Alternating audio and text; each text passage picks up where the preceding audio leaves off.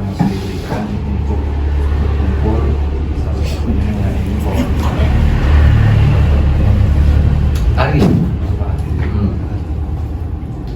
Kehadiran kami di sini dari mahasiswa baru UMY ini mengadakan wawancara kepada Bapak mengenai usaha yang Bapak berikan. Saya sendiri selaku ketua dari kelompok Rukmini 33 menanyakan kepada Bapak mengenai sejarah, mungkin Pak, sejarah awal mulanya, namanya, kemudian tahun berapa didirikan, seperti itu Pak Hari. Mungkin bisa. Oke. Assalamualaikum warahmatullahi wabarakatuh. Selamat datang ya teman-teman di Beranda Tengah. Perkenalkan, nama saya Ari. Biasanya teman-teman di sini suka manggil saya Om Ari, Pak Ari, atau Mas Ari, tergantung senyamannya mungkin. Kita santai aja ya.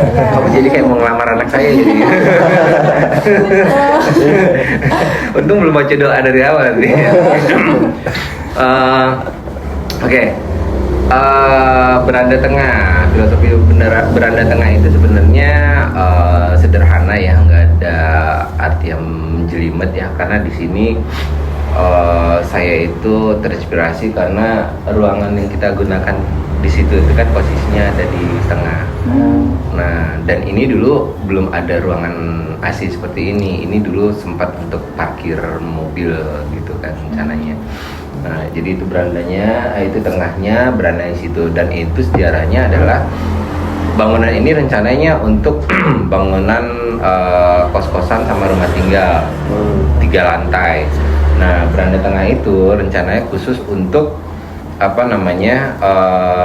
ruang nerima tamu gitu. Jadi kalau tamu-tamu yang datang, anak kos bisa ngumpulnya di situ, jadi nggak ke atas gitu. Nah, itu sih sebenarnya. Jadi saya kasih nama dengan sedemikian banyak nama yang sudah saya listing dan nama-nama kekinian yang coffee shop segala macam, karena ini konsepnya juga rumahan, jadi saya bikin yang agak lebih beda lah ya. Jadi saya teruskan namanya yaitu ya Beranda Tengah. Nah, salah satu menu kita, andalan kita adalah untuk makanannya adalah pempek, tekwan segala macam yang kebetulan istri sendiri yang bikin. Jadi asli lah, buatan Palembang, orang Palembang asli gitu. Jadi bagian dari menu kita. Ya insya Allah bulan depan kita udah ada, kita sudah lagi proses mencari atau meng-hiring lagi lah untuk helpernya di sini. Gitu. Karena Apa ya namanya, kita mau buka usaha kan pasti ada naik turunnya ya Pak ya. Ada pahit manisnya. Mungkin bisa ceritakan nggak pengalaman Bapak, pahit manisnya itu seperti apa sih ketika buka kayak usaha Beranda Tengah ini?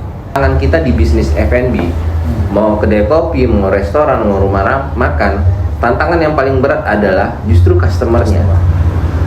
Tahu istilah rojali? Iya benar. Rombongan jarang beli.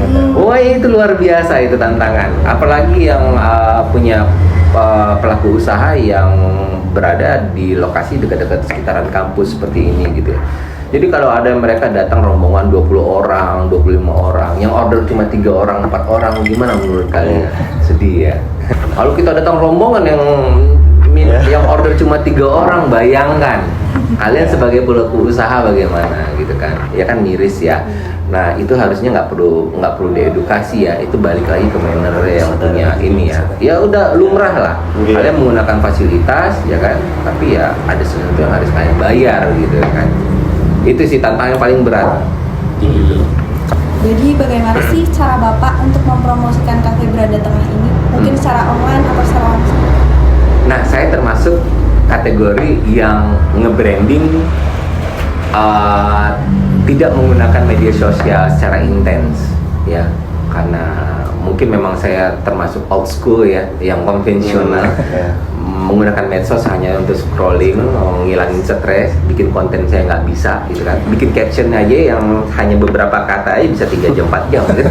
Mikirnya. Karena kan caption itu kan sesuatu yang perlu menarik ya, perhatian. Untuk caption baru kita ngeliatin isi kontennya, baru kita lihat materinya apa ya kan. bikin caption aja. Kalau zaman saya, kalau target saya adalah orang-orang seusia saya, mungkin saya gampang bikin captionnya.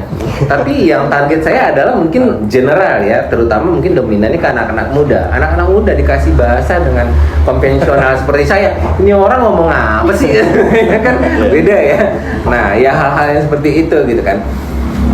Saya lebih ya tetap media sosial tetap kita jalanin, tapi ya dengan bantuan ya customer juga.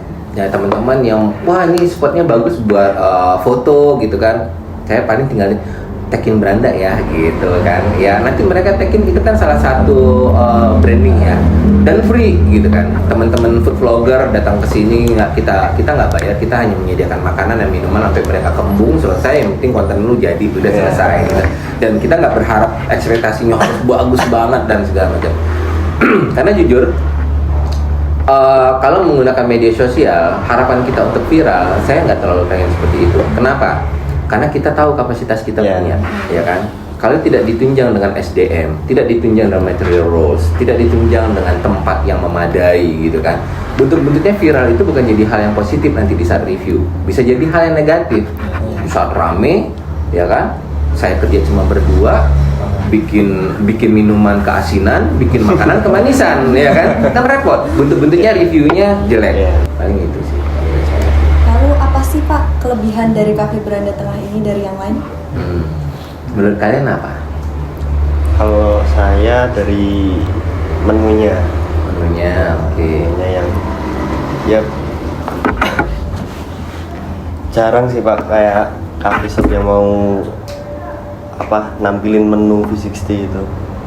Karena ya bikinnya lama, ribet ya, makanya saya tulis ya. ini kopi ribet. Ya. Jadi kelebihan kita sebenarnya dari looks, dari tampilan teman-teman mungkin bisa ngelihat. Coffee shop atau kedai kopi ini adalah kedai kopi rumahan yang struktur bangunannya semi industrial.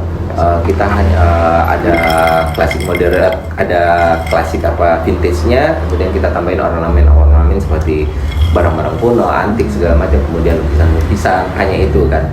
Dan mungkin di sekitaran sini mungkin nggak ada, ya, atau mungkin ada 1-2 lah ya. Di sini saya memang sengaja meng-create intensitas saya dengan pelanggan, siapapun itu.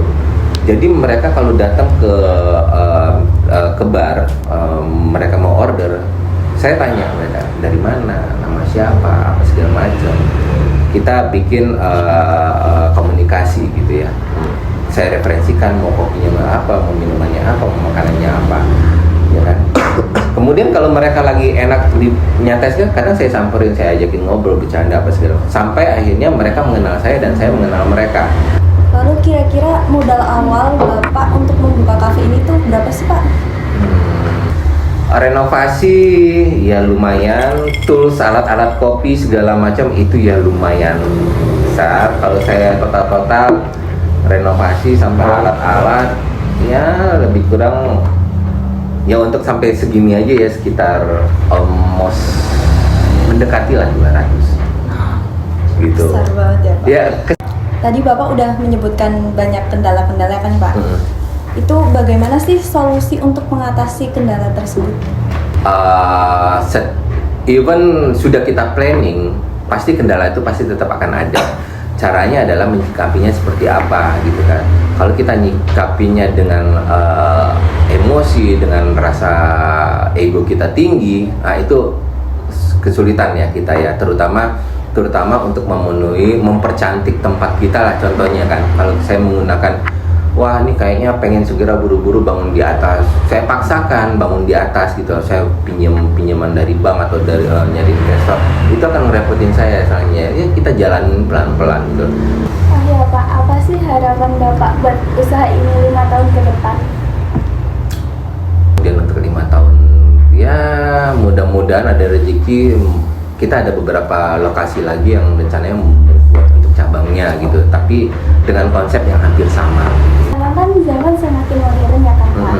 Terus bagaimana cara coffee shop ini beradaptasi dengan teknologi yang semakin modern? Era disrupsi ini emang luar biasa ya, perubahan ide-ide, kemudian teknologi, inovasi yang berubah secara masif ya kalau menurut saya. Mau nggak mau kita ngikutin gitu ya, mau nggak mau kita ngikutin, tapi bukan berarti bisnis atau usaha konvensional itu tidak bisa bertahan. Beda. Contoh ya, contoh coffee shop. Coffee shop itu kalau saya analisa dari beberapa pengamat gitu, dari beberapa pengamat, dan memang sekarang coffee shop yang kekinian itu justru akan trafficnya akan lebih menurun.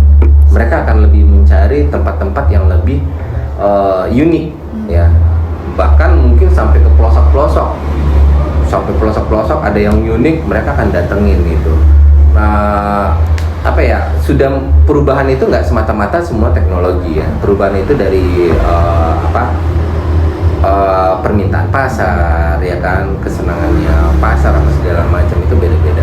Kalau masalah inovasi teknologi yang saya gunakan sekarang nggak banyak teknologi sih, paling POS yang saya gunakan itu juga untuk efektivitas, nggak ngitung manual gitu kan, sudah ada laporan segala macam, dan itu pun yang berlangganan murah gitu kan. Kalau mesin kopi ya insya Allah dalam waktu dekat kita pakai mesin kopi, kemudian teknologi yang lainnya ya so far enggak lah, sambil jalan aja, nyantai-nyantai aja, nggak usah terlalu ribet gitu. Kecuali ya itu kalau misalnya teman-teman ada yang saya mau nyari tempat yang mau cuci duit gitu ya, coba datang kita hadirin. Kan ini teknologi semakin berkembang kan Pak, pasti ada dampaknya kan buat coffee shop ini, ada dampak positif dan negatif yang dialami. Contoh teknologinya apa ya? Kira-kira ya ya bisa kita bilang, kalau ya contohnya salah satunya adalah ya intensitas media sosial ya kan. Kalau saya bilang ya kembali lagi kita harus melihat kapasitas kita punya usaha gitu ya, jangan sampai menggunakan media sosial ternyata kita sendiri nggak siap untuk itu gitu loh, nggak usah terlalu dipaksain gitu ya. Kalau teknologi berupa hal-hal yang lain seperti mesin-mesin Pak, tempat coffee shop yang lain mesinnya mewah-mewah ya nggak apa-apa gitu kan, karena ada cost di balik itu gitu loh. Artinya gini loh, mesin kopi itu nggak ada yang murah. Kalau yang murah pun yang rumahan, kalau kita paksakan dengan intensitas setiap hari mengeluarkan espresso berapa cup, kayaknya bakal jebol gitu. Otomatis kalau untuk komersil yang menggunakan mesin kopi yang komersil itu ya sekitar berapa? Ya lumayan, up to 50 baru bisa kita kategorikan itu untuk komersil. Kalau ini ya Pak, apa namanya, mengenai jadi barista, kan pasti dia harus memahami ini alat-alatnya ya kan. Itu perlu ada otodidak sendiri, kalau dari Bapak sendiri atau dari sini sendiri, atau dia Bapak pernah belajar gitu atau pernah gimana sebelumnya jadi kerja di orang lain gitu. Karena itu kayak perubahan beda banget. Iya. Saya belajar sendiri. Saya ngulik sendiri, menu pun saya racik sendiri. Banyak ngebaca, banyak nonton konten-konten edukasi gitu kan. Kemudian dari sisi teknisnya seperti itu, kemudian dari sisi bisnis kopi, even saya pernah megang bisnis di perusahaan lain, tapi kan ini skopnya berbeda ya.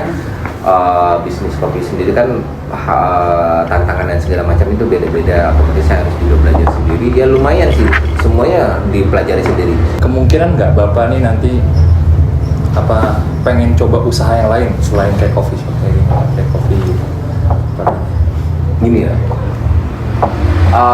namanya orang punya, saya udah pernah beberapa kali bisnis usaha ya, tapi semuanya nggak saya jalanin sendiri, saya lepas gitu ya. Saya F&B udah pernah waktu itu di Jakarta, saya lepas, ternyata tidak berjalan gitu kan, cuma hanya beberapa bulan. Kemudian saya punya ternak ikan waktu itu, ternak ikan juga di lahan, ternyata beberapa bulan nggak jalan juga. Terakhir mungkin dari kami Pak, apa harapannya kepada kita khususnya apa anak-anak muda ini harus jadi seperti apa gitu? Oh sih. Harapan Mungkin kepada mungkin sebagai orang tua, sebagai sahabat, sebagai teman, mungkin ya sebagai saudara, saya ya mungkin ini juga yang waktu itu saya dikatakan sama orang-orang yang jauh lebih tua dari saya di saat saya di posisi kalian gitu ya. Yang paling penting adalah kalian di sini adalah tugas dan tanggung jawab kalian adalah dititipkan orang tua untuk kuliah, ya kan?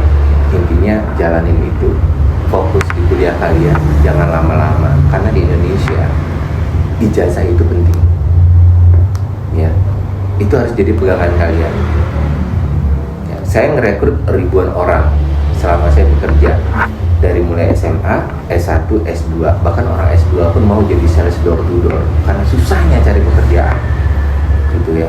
Jadi selesaikan kuliah kalian tepat waktu, senangkan orang tua kalian, karena di luar sana tidak sesuai dengan ekspektasi kalian ya. Kehidupan nyata nanti setelah kalian lulus dari kuliah, persaingan banyak ya kan. Di Indonesia tidak punya ijazah, kalian akan ketinggalan. Beda kalau kalian cari kerjanya di luar, skill dan kemampuan itu lebih diutamakan. Kalian siap dibayar mahal even ijazah kalian nggak punya. Tapi kalau di Indonesia, kalian akan dibayar sesuai dengan ijazah. Kalau kalian tidak kuliah, tidak menyelesaikan kuliah kalian, ijazah yang kalian gunakan ada SMA, kalian bayar sesuai dengan ijazah SMA. Kalian mau punya usaha, monggo, silakan, ya kan? Tapi hati-hati, di luar sana tidak sesuai dengan ekspektasi kalian. Niat kalian pengen jadi pengusaha dari sekarang, nggak apa-apa, tapi tetap ijazah harus kalian pegang. Karena kalau tidak sesuai dengan ekspektasi kalian, ini senjata kalian tinggal ijazah. Kalian tetap harus hidup, bertahan hidup. Mau nggak mau kalian harus tetap mencari pekerjaan, ya kan? Ya ini ijazah ini yang menentukan kalian punya duit atau enggak. Kalau kalian ekspektasi punya usaha ternyata tidak kejadian dan ijazah kalian tidak punya, ya bersaingnya mau seperti apa? Ya, nah itu hati-hati. Ya, karena wah banyak banget di luar sana, baik orang yang punya ijazah dari perguruan tinggi swasta yang terbaik, negeri terbaik, punya kenalan orang dalam, ya kan? Ya segala macam, punya uang, ya itu yang saingan kalian ke depannya. Dan satu lagi pesan saya sampaikan ke teman-teman juga, bahwasannya ya tiap dunia usaha itu butuh support. Ya di saat kalian datang ke sana, support mereka dengan cara membeli, jangan diabaikan ya. Kasihan teman-teman usaha, orang-orang usaha-usaha di sekitar kalian gitu. Mau kalian beli apa, nggak perlu yang mahal, yang penting kalian datang gunakan fasilitas, beli apa yang ada di sana. Nah, itu salah satu supportnya ya. Paling itu sih dari saya, udah kayak orang tua ya. Kayak serasa diceramahin. Iya, kalau kamu tadi kayak serasa ngelamar anak saya kan. Mungkin ada. Oke. Mungkin itu saja dari kami Pak. Sebagai penutup, kurang lebihnya mohon maaf, mungkin ada kurang tingkah laku dari kami, ya, aman. kesalahan dari ucapan atau dan lain sebagainya. Kami minta maaf kepada Om Ari. Iya. Ada mungkin kayak kalau kamu yang ngomongnya. Oke, ya sama-sama, saya juga mohon maaf. Semua yang saya sampaikan ini disclaimer, nggak semuanya baik. Siapapun punya argumen masing-masing ya. Yang bagus kalian terima, yang jelek ya dibuang jauh-jauh. Ya, dan beranda tengah terbuka untuk siapapun. Kalian mau sharing kapanpun, anytime, kita siap. Ya, mudah-mudahan kalian tetap semangat. Mau punya usaha, mau kuliah yang benar. Ya, itu aja ya. Oke, jaga kesehatan ya buat semuanya ya. Terima kasih. Assalamualaikum warahmatullahi wabarakatuh.